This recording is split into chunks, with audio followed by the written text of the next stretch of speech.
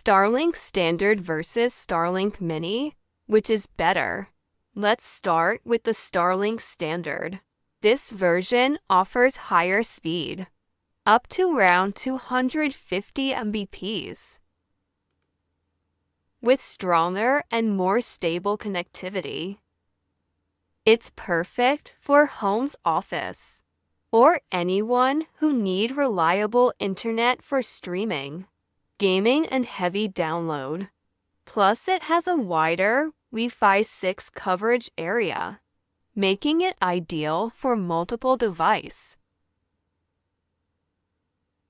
Now the Starlink Mini, it's smaller, lighter, and much more portable design for travel, camping, or of great adventure. It's easy to set up and consume less power.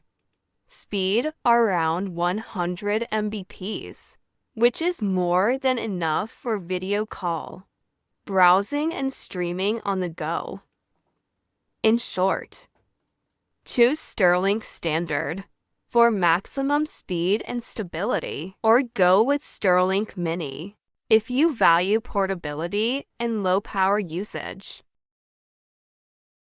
Subscribe to see more video like this.